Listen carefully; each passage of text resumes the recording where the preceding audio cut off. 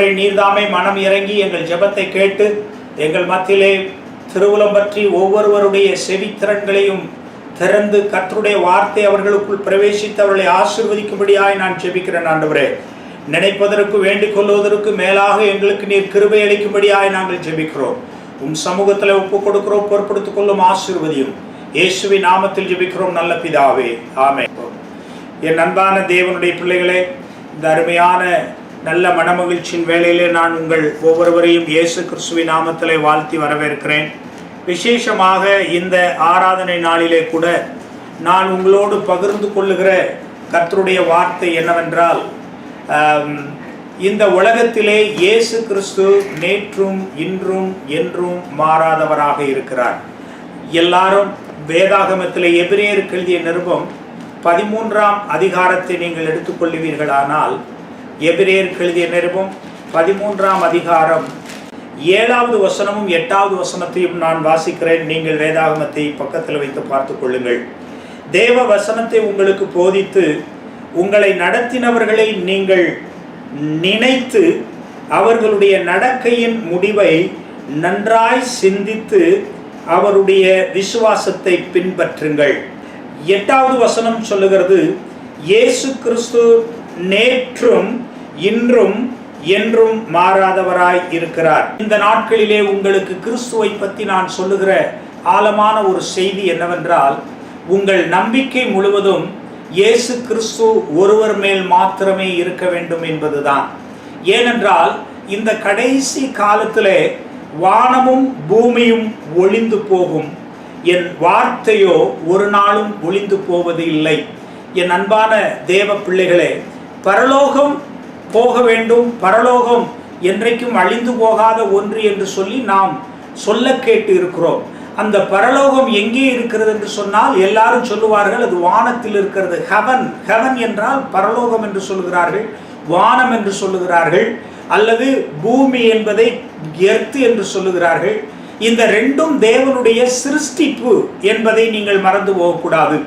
ஆகவே பரலோகம் போவோம் என்று சொல்லுகிற போது எல்லா ஜனங்களும் தங்கள் கற்பனைகளிலே நினைத்து கொள்வது என்னவென்றால், நாம் மரித்த உடனே நாம் அப்படியே வானத்துக்கு போய்விடுவோம் என்று சொல்லி. பரலோகம் என்பதை வானத்தில் இருக்கிறதாக சிலர் நம்புகிறோம், தவறில்லை. ஆனால் இந்த பரலோகம் யாருக்குள் இருக்கிறது என்பதை நீங்கள் முதலாவது அறிந்து கொள்ள வேண்டும். பரலோகம் என்பது நிலையான ஒன்று, அழியாத ஒன்று, அதை ஒருவராலும் எடுக்க முடியாது என்பதை அறிந்து கொள்ளுங்கள். அப்படியானால் பரலோகம் என்பது வானத்தில் இருக்கிறது என்று சொன்னால், வானம் பூமி இந்த இரண்டும் கிரியேஷன், ஆண்டவரால் படைக்கப்பட்ட படைப்புகள். ஆண்டவரால் படைக்கப்பட்ட படைப்புகள் அத்தனையும் மாறி போகும். அதைத்தான் சொன்னார், வானமும் பூமியும் ஒளிந்து போகும், வானமும் பூமியும் அழிந்து போகும், ஆனால் என் வார்த்தையோ, என்னுடைய வார்த்தையோ ஒரு நாளும் ஒளிந்து போவதுமில்லை, அழிந்து போவதுமில்லை. மலைகள் விலகினாலும் பர்வதங்கள் அகன்று போனாலும் என் வார்த்தை மாறாததா இருக்கிறது, என் கிருபை மாறாததா இருக்கிறது என்று கர்த்தராகிய தேவன் சொன்னார். ஆகவே எனக்கு அன்பான தேவ பிள்ளைகளே, பரலோக ராஜ்யம் எங்கே இருக்கிறது என்று நீங்கள் பார்க்க கூடுமானால், பரலோக ராஜ்யம் வானத்தில் இல்லை, பூமியில் இல்லை. அது ஒவ்வொரு மனிதனுடைய இருதயத்திற்குள் இருக்கிற கிறிஸ்துவுக்குள் இருக்கிறது என்பதை அறிந்து கொள்ளுங்கள். கிறிஸ்து இயேசு ஒருவர்தான் மாறாதவராயிருக்கிறார். ஆகவேதான் எபிரேயருக்கு எழுதிய நிருபத்தில் 13ஆம் அதிகாரம் 7வது வசனம் 8வது வசனத்திலே இதை எழுதியவர் தெல்லமும் தெளிவுமாக வியாக்கியானம் பண்ணி இருக்கிறார். தேவ வசனத்தை உங்களுக்கு போதித்து உங்களை நடத்தினவர்களை நீங்கள் நினைத்து அவருடைய நடக்கை முடிவை நன்றாய் சிந்தித்து அவர்களுடைய விசுவாசத்தை பின்பற்றுங்கள் என்று சொன்னார். விசுவாசம் என்று சொல்லும் பொழுது அவர்கள் போதித்த வார்த்தை இருக்கிறது அல்லவா, போதித்த சத்திய வசனம் இருக்கிறது அல்லவா, கிறிஸ்து இருக்கிறார், அவர்கள் போதித்த கிறிஸ்து இருக்கிறார் அல்லவா, அந்த கிறிஸ்துவை நீங்கள் பின்பற்றுங்கள் என்று சொல்லுகிறார். ஏன் அப்படி கிறிஸ்துவின் வார்த்தையை பின்பற்ற வேண்டும், கிறிஸ்துவை பின்பற்ற வேண்டும், கிறிஸ்துவின் போதனைகளை பின்பற்ற வேண்டும் என்று சொன்னால், கிறிஸ்துதான் பரலோக ராஜ்யம், கிறிஸ்துவின் வசனம்தான் நித்திய ராஜ்யம், கிறிஸ்துவின் வசனம்தான் எட்டர்னல் லைஃப், அழிவில்லாத நித்திய வாழ்க்கை. ஏனென்றால் அதற்கு அடுத்த வசனம் சொல்லுகிறது, இயேசு கிறிஸ்து நேற்றும் இன்றும் என்றும் மாறாதவராய் இருக்கிறார் என்று வேதத்திலே காண்கிறோம். இந்த 3 காலங்களிலும் மாறாதவர் இயேசு கிறிஸ்து தான். ஆகவேதான் மத்தேயு எழுதின சுவிசேஷ புத்தகத்தில் 24ஆம் அதிகாரம் 35வது வசனத்திலே இப்படியாக சொன்னார். 35 வானமும் பூமியும் ஒளிந்து போம், என் வார்த்தைகளோ ஒளிந்து போவது இல்லை. இயேசு கிறிஸ்து சொல்லுகிற ஒரு உவமை விளக்கம் அல்ல, இயேசு கிறிஸ்து சொல்லுகிற ஒரு மேற்போக்கான பேச்சு அல்ல. கிறிஸ்துவானவர் தெளிவாக, தெள்ளவும் தெளிவுமாக பரலோக ராஜ்யத்தை குறித்து அவர் போதித்திருக்கிறார். அவர் சொல்லுகிறார், வானம் ஒளிந்து போகும், பூமியும் ஒளிந்து போகும். வானம் ஒளிந்து போகும், பூமியும் ஒளிந்து போகும், ஆனால் என் வார்த்தைகளோ ஒளிந்து போவதில்லை. யார் இந்த வார்த்தை? இந்த வார்த்தை தான் இயேசு கிறிஸ்துவானவர். யோவானுக்கு எழுதின சுவிசேஷ புத்தகத்தில் 1ஆம் அதிகாரத்திலே அங்கே வேதம் தெளிவாய் சொல்லுகிறது, ஆதியிலே வார்த்தை இருந்தது, அந்த வார்த்தை தேவனிடத்தில் இருந்தது, அந்த வார்த்தையே தேவனாய் இருந்தது, அதுவே தேவனாகிய கர்த்தர். இந்த வார்த்தை தான் இயேசு கிறிஸ்துவானவர். இந்த இயேசு கிறிஸ்துவாகிய இவருடைய வார்த்தை தான் எல்லாம் ஒளிந்து போனாலும் இவருடைய வார்த்தை ஒரு நாளும் ஒளிந்து போகாது என்று தெளிவாக சொல்லுகிறார். ஆகவேதான் இயேசுவானவர் தம்முடைய பிள்ளைகளுக்கு கடைசி காலத்திலே போதித்த போது, வலுவாய் துணிக்கும் எக்கால சத்தத்தோடு தம்முடைய தூதர்கள் வருகும் அந்த நாளிலே வானமும் பூமியும் ஒளிந்து போகும், என் வார்த்தைகளோ ஒளிந்து போவதில்லை என்று இயேசு கிறிஸ்துவானவர் பரலோக ராஜ்யத்தை குறித்து சொன்னார். பரலோக ராஜ்யம் என்பது சிருஷ்டிப்பில் அடக்கக்கூடிய ஒரு அடக்கமான ஒரு பொருள் அல்ல. ஆண்டவரால் சிருஷ்டிக்கப்பட்டதுதான் வானம், ஆண்டவரால் சிருஷ்டிக்கப்பட்டதுதான் பூமி, ஆண்டவரால் சிருஷ்டிக்கப்பட்டதான் சகல சிருஷ்டிப்பு. இந்த சிருஷ்டிப்புக்குள்ளாக பரலோக ராஜ்யம் இல்லை. இந்த பரலோக ராஜ்யம் இந்த சிருஷ்டிப்புகளை சிருஷ்டித்த கிறிஸ்துவுக்குள் இருக்கிறது. ஆகவேதான் கிறிஸ்து இயேசுவானவர் சொல்லும் போது சொன்னார், நான் நேற்றும் இன்றும் நாளை அல்லது என்றும் மாறாதவராக இருக்கிறேன் என்று சொன்னார். என் அன்பு சகோதரர்களே, இதை கேட்டுக்கொண்டிருக்கிற தேவ பிள்ளைகளே, கிறிஸ்துவானவர் நிரந்தரமானவர், மாறாதவர், அவர் ஒரு நாளும் மாறுவதில்லை. ஆகவேதான் வேதாகமத்திலே வாசிக்கிறோம், ஏசாயா தீர்க்கதரிசன புத்தகத்திலே 34ஆம் அதிகாரம் 4வது வசனத்தை நீங்கள் ஏசாயாவிலே எடுத்து வாசித்து பாருங்கள். சங்கீத புஸ்தகம் 102 25 26 எடுத்து வாசித்து பாருங்கள். 2 பேதுருவின் புஸ்தகம் 3ஆம் அதிகாரம் 7 முதல் 12 வசனங்களை வாசித்து பாருங்கள். எரேமியாவின் புஸ்தகம் 31ஆம் அதிகாரம் 35 36 எடுத்து வாசித்து பாருங்கள். எபிரேயருக்கு எழுதிய நிருபம் 1ஆம் அதிகாரம் 11 12 எடுத்து வாசித்து பாருங்கள்.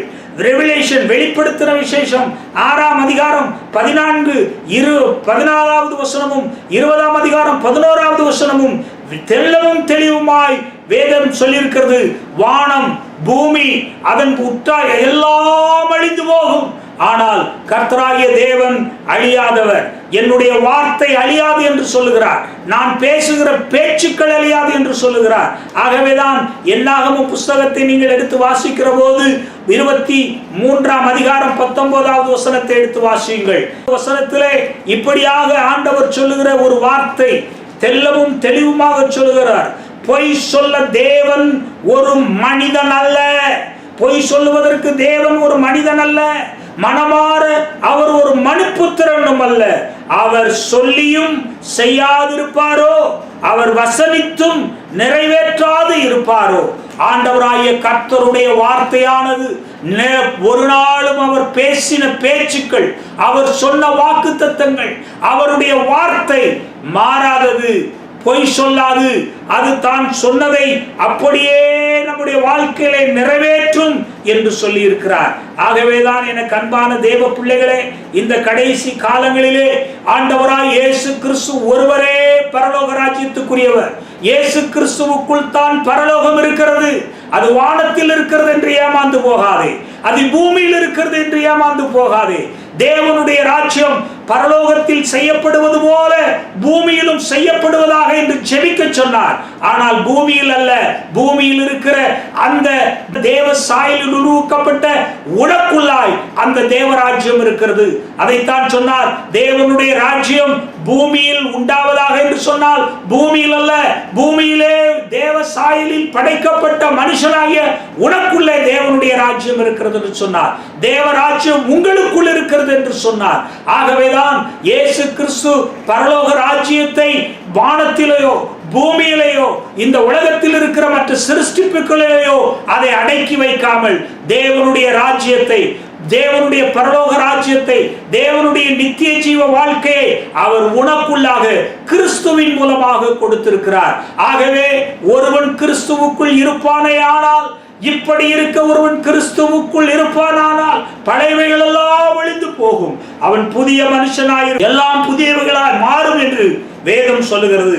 ஆகவே உனக்குள் விசுவாசம் இருக்கிறதா என்று நீ சோதித்து பார்ப்பாயானால் அந்த விசுவாசம் உனக்கு முதலாவது கிறிஸ்துவையும் கிறிஸ்துவின் ராஜ்யத்தையும் காட்டும் என்று 1 கொரிந்தியர் 13ஆம் அதிகாரத்திலே 5வது வசனத்திலே பவுல் சொல்லி இருக்கிறதை நீங்கள் பார்க்க முடியும்.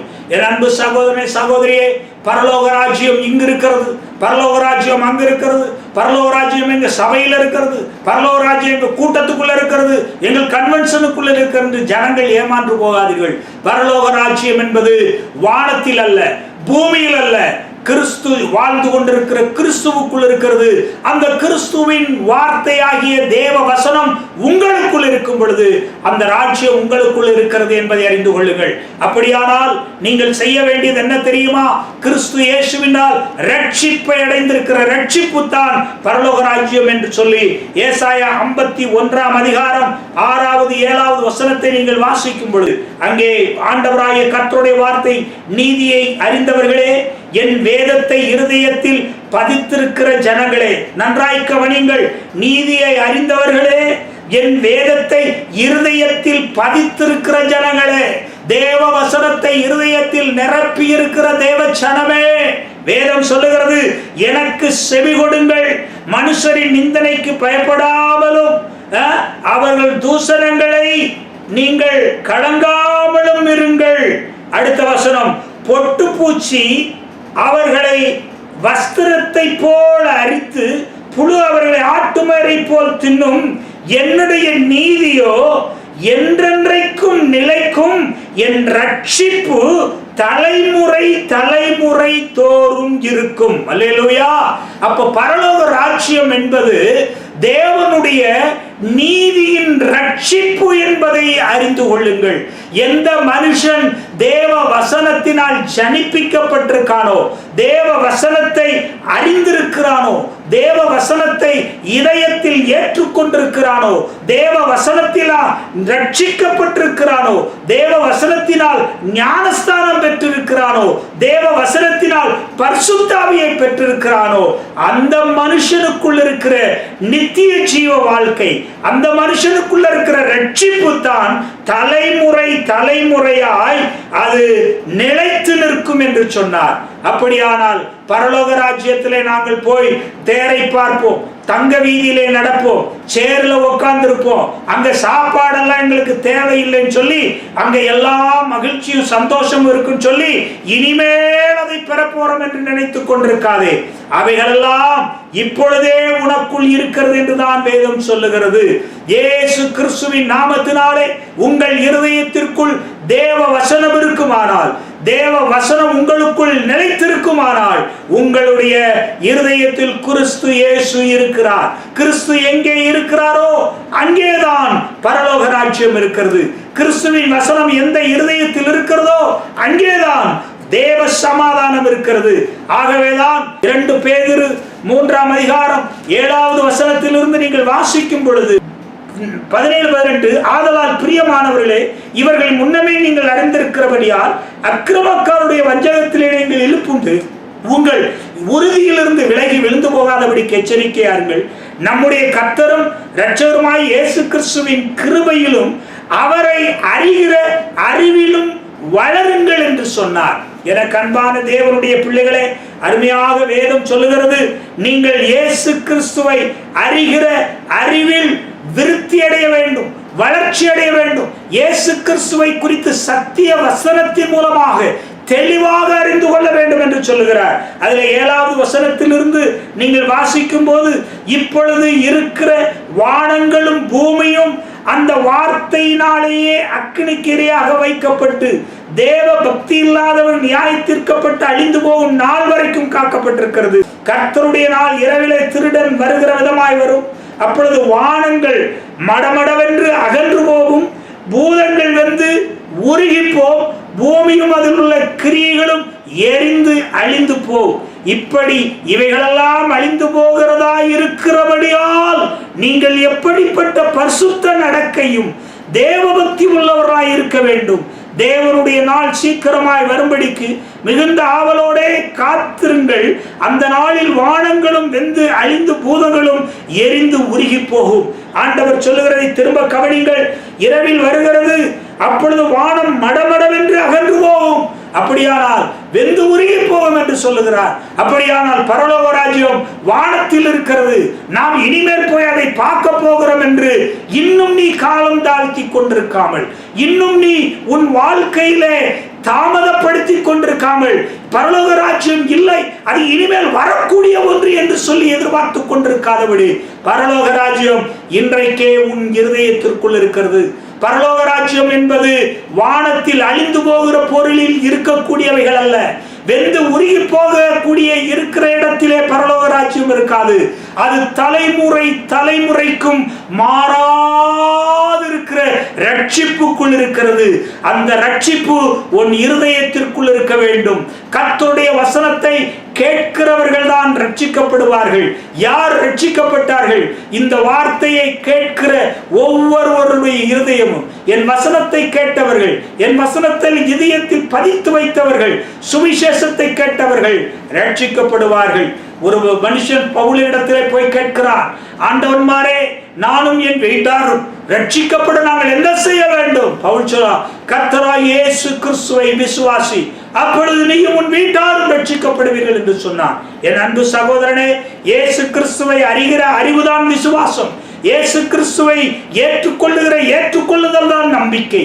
ஆகவேதான் இந்த சத்தியத்தின் மூலமாக நான் உங்களோடு சொல்லுகிறது, பரலோக ராஜ்யம் வானத்தில் இருக்கிறது என்றோ பூமியில் இருக்கிறது என்று சொல்லியோ, அங்கு இருக்கிறது இங்கு இருக்கிறது என்று சொல்லியோ ஏமாந்து போகாதபடி, பரலோக ராஜ்யம் என்பது இயேசு கிறிஸ்துவுக்குள் இருக்கிறது. இயேசு கிறிஸ்துவானவர் வார்த்தையினால் உருவாக்கப்பட்டவர். வார்த்தையால் உண்டாக்கப்பட்ட இயேசு கிறிஸ்துவின் வார்த்தை உன் இருதயத்திற்குள் வந்தால் நீ ரட்சிக்கப்பட்டிருப்பாய். அந்த ரட்சிப்பு தான் கிறிஸ்துவின் மாபெரும் பரலோக ராஜ்யம். இந்த ராஜ்யம், இந்த நீதி ஒன்றேன்றைக்கும் உனக்குள் இருக்கும் பொழுது நீ மகிழ்ச்சியாயிருப்பாய், துக்கப்படாதிருப்பாய், சந்தோஷமாயிருப்பாய், களி கூர்ந்திருப்பாய். எல்லா காரியங்களையும் ஜெயிக்கும் ஜெயம் உனக்குள், நம்பிக்கை உனக்குள் இருக்கும். ஆகவேதான் கிறிஸ்தவர்களாகிய நீங்களும் நானும் எதை குறித்தும் நாம் பயப்படுவதில்லை, கலங்குவதில்லை. அப்போஸ்தலர் பவுல் கிறிஸ்துவை, சிலுவையை என் சரீரத்திலே நான் சுமந்து வந்திருக்கிறேன், இனி ஒருவன் ஒரு காலம் எனக்கு தீங்கை செய்ய முடியாது என்று சொல்லி அறைகூவல் விடுகிறார். என் அன்பு சகோதரனே, நான் வேதத்திலே பார்க்கிறோம், இயேசு கிறிஸ்துவை ஏற்றுக்கொண்டவர்கள் மாத்திரமே தைரியசாலியானவர்கள், எதை குறித்தும் கலங்க மாட்டார்கள். ஆகவேதான் பவுல் சொல்லும் போது சொன்னார், நிர்வாணத்திலோ, நாசத்திலோ, மோசத்திலோ, கடலிலோ, பசியிலோ, பட்டினியிலோ, வியாதியிலோ, வறுமையிலோ, எந்த பிரச்சனைகளால் இருந்தாலும் சரி, கிறிஸ்து இயேசுவின் அன்பை விட்டு என்னை பிரிப்பவன் யார்? என்னை பிரித்து கொண்டு போகக்கூடியவன் யார்? காரணம், கிறிஸ்து இயேசுவின் தேவராஜ்யம் எனக்குள் இருக்கிறபடினால் பாடுகள், இக்காலத்தின் பாடுகள் எல்லாம் இனி வருகிற மகிமைக்கு ஒப்பிடத்தக்கவைகள் அல்ல என்று சொல்லி அறைகூவல் விட்டார். கிறிஸ்துவின் அன்பை விட்டு என்னை பிரிப்பவன் யார்? ஒருவனும் என்னை பிரிக்க முடியாது, ஒருவனும் என்னை வஞ்சிக்க முடியாது. ஆகவேதான் பேதுரு சொல்லும் போது சொல்லுவார், அக்கிரமக்காருடைய வஞ்சகத்திலே நீங்கள் இழுப்புண்டு உங்கள் உறுதியிலிருந்து விலகி வழிவிழந்து போகாதபடிக்கு எச்சரிக்கையாயிருங்கள். கிறிஸ்து இயேசுவை அறிகிற அறிவிலே தினந்தோறும் வளருங்கள் என்று சொல்லி புத்தி சொன்னார். இதை கேட்கிற தேவ பிள்ளைகளே, நீங்கள் தேவாலயத்துக்கு வர முடியாவிட்டாலும், வீட்டிலே இருந்து கேட்டுக்கொண்டிருந்தாலும், இந்த செய்தி உங்களை திடப்படுத்தும், உங்களை பலப்படுத்தும், உங்களை ஆசீர்வதிக்கும் என்ற நம்பிக்கை எனக்கு உண்டு. ஆகவே தைரியமாயிருங்கள். கர்த்தராகிய இயேசு கிறிஸ்துவின் தேவராஜ்யம் மிகப்பெரிய ரட்சிப்பு. அந்த ரட்சிப்பு தான் உங்களுக்குள்ள எனக்குள்ள இருக்கக்கூடிய மிகப்பெரிய ஒரு ஆசீர்வாதம் என்பதை நீங்கள் மறந்து போகாதீர்கள். இந்த ஆசீர்வாதம் ஒரு நாளும் குறைந்து போகாத ஒரு ஆசீர்வாதம், அழிந்து போகாத ஒரு ஆசீர்வாதம், நிலையான ஒரு ஆசீர்வாதம். இதுதான் கர்த்தராகிய இயேசு கிறிஸ்து உங்களுக்கும் எனக்கும் செய்த உடன்படிக்கை. அவர் உடன்படிக்கை என்றென்றைக்கும் மாறாததா இருக்கிறது. அவர் வார்த்தை என்றென்றைக்கும் மாறாததா இருக்கிறது. அவருடைய ரட்சிப்பு என்றென்றைக்கும் மாறாததா இருக்கிறது. அவருடைய நீதியும் அவருடைய சத்தியமும் ஒரு நாளும் மாறாததா இருக்கிறது. இந்த நீதியும் சத்தியமும் ரட்சிப்பும் அவருடைய வாக்குத்தத்தமும் அவருடைய உடன்படிக்கையும் தேவனுடைய ராஜ்யத்துக்குரிய இன்ஹாரிட்டன்ஸ், தேவனுடைய ராஜ்யத்துக்குரியவைகள் என்பதை அறிந்து இவைகளெல்லாம் கிறிஸ்துவுக்குள் இருந்து நமக்குள் கிடைக்கிறது. அந்த கிறிஸ்துவை ஒருவன் வார்த்தையின் மூலமாய் வசனத்தின் மூலமாய் ஏற்றுக்கொண்டு வசனத்தில் உறுதியாயிருங்கள், நிலைத்திருங்கள், கனி கொடுங்கள். அப்பொழுதுதான் கிறிஸ்துவை அறிகிற அறிவிலே வளர்ச்சி அடைந்து நீங்கள் ஆளும் தேவ ராஜ்யத்தை பாதுகாத்துக் கொள்ள முடியும். உங்களுக்குள் இருக்கிற நம்பிக்கை இழந்து போகாதீர்கள். இந்த கொடிய கொரோனா வைரஸ் தாக்கி கொண்டிருக்கிற இந்த நாட்களிலே உங்களுக்கும் எனக்கும் ஜெயம் கொடுக்கிற கிறிஸ்து இயேசு இருக்கிறபடினால், அவருடைய ராஜ்யம் நமக்குள் இருக்கிறபடினால், இவ்வுலகத்தில் நடக்கிற எந்த பிரச்சனைகளுக்கும் நமக்கும் சம்பந்தம் இல்லை. இவைகள் நம்மை மேற்கொள்ள போவதில்லை. தேவ ராஜ்யத்தை அழிக்க முடியாது. நமக்குள் இருக்கிறதான விசுவாசத்தை எடுக்க முடியாது. நமக்குள் இருக்கிறதான ஜெபத்தை எடுக்க முடியாது. வேத வாசிப்பை எடுக்க முடியாது. சமாதானத்தை எடுக்க முடியாது. சந்தோஷத்தை அகற்ற முடியாது. இவைகளெல்லாம் இந்த உலகத்தில் இருக்கிற பொல்லாத வியாதிகள், இந்த கொரோனா வியாதி தலைவர்களை மிரட்டலாம், மருத்துவர்களை மிரட்டலாம், எத்தனையோ ஜனங்களை மிரட்டலாம். ஆனால் கிறிஸ்துவுக்குள் வாழ்கிற உன்னையும் என்னையும் இந்த வியாதி மேற்கொள்ள முடியாது என்பதை சத்தியமான கிறிஸ்து இயேசுவின் நாமத்தினாலே உங்களுக்கு நான் அறைகூலாய் விடுகிறேன். இயேசு கிறிஸ்துவின் ரட்சிப்பை அழிப்பதற்கு இந்த பொட்டு பூச்சி, இந்த வைரஸ் பூச்சி ஒரு நாளும் முடியாது. ஒருவேளை இந்த வைரஸ் பூச்சி உலகத்தை அசைக்கலாம், உலகத்தை ஆட்டி படைக்கலாம், உங்களையும் என்னையும் இது மேற்கொள்ளாது. ஜெயம் கொடுக்கிற கிறிஸ்து நமக்குள் இருக்கிறார். அந்த கிறிஸ்துவை கண்டால் வைரஸ் நடுங்கும், அழிந்து போகும், பக்கத்தில் வராது. ஏனென்றால் வைரஸை விட கொடிய வியாதி என்ன தெரியுமா? அங்கே பொல்லாத பிசாசானவர், அந்த பிசாசானவன் இயேசு கிறிஸ்துவுக்கு வருகிறார் என்று கேள்விப்பட்ட உடனே ஓடோடி வந்து சொன்னான், இயேசுவே, உமக்கும் எனக்கும் என்ன? என்னை வேதனைப்படுத்தவா வந்தீர்? எதற்காக வந்தீர் இயேசுவே? உம்மை யார் என்று நான் அறிவேன். நீ ஜீவனுள்ள தேவனுடைய குமாரனாகிய கிறிஸ்து என்று அறிவேன். என்னை பாதாளத்துக்கு அனுப்பாமல் இந்த பன்றி கூட்டத்திற்குள் அனுப்பும் என்று சொல்லி பிசாசானவன் கிறிஸ்துவினிடத்திலே பதறி கெஞ்சி மன்றாடினதை நீங்களும் நானும் பார்க்கிறோம். இந்த உலகத்திலே பிசாசு ஜெபம் பண்ணின ஒரே இடம் இயேசு கிறிஸ்துவுக்கு முன்பதாக மண்டி போட்டான். இயேசு கிறிஸ்துவுக்கு முன்பதாக மண்டி போட்டு, என்னை கொன்று விடாதீர், என்னை அழித்து விடாதீர், என்னை பாதாளத்தில் போட்டு விடாதீர், தயவு செய்து இறங்கி இந்த பன்றி கூட்டத்திற்குள் அனுப்பும் என்று சரணடைந்தான் பிசாசு. அந்த பிசாசினால் உருவாக்கப்பட்ட எந்த வைரஸும் உங்களையும் என்னையும் மேற்கொள்ள முடியாது என்பதை அறிந்து கொள்ளுங்கள். என் அன்பு சகோதரனே, இந்த வைரஸை உருவாக்கி கொண்டு வருகிற பொல்லாத பிசாசானவனே நடுங்கிக் கொண்டிருக்கிற போது நீங்கள் ஏன் பயப்பட வேண்டும்? பிசாசினால் உண்டாக்கப்பட்ட வைரஸுக்காக போய் பயப்பட வேண்டிய அவசியம் இல்லை. கொரோனா நோய் ஒளிந்து போயிற்று. கொரோனா நோய் அடங்கி போய்விட்டது. கிறிஸ்து ஜெயத்தை கொடுத்திருக்கிறார். தேவ ராஜ்யம் உங்கள் இருதயத்துக்குள் இருக்கிறது. ஒருவேளை இந்த ராஜ்யம் உங்களுக்குள் இல்லை என்று சொன்னால் இன்று இரட்சகராகிய இயேசு கிறிஸ்துவை விசுவாசியுங்கள், ஏற்றுக்கொள்ளுங்கள். அவருடைய சத்திய வசனத்தை அறிகிற அறிவிலே அவைகளை இருதயத்தில் பதித்து வையுங்கள்.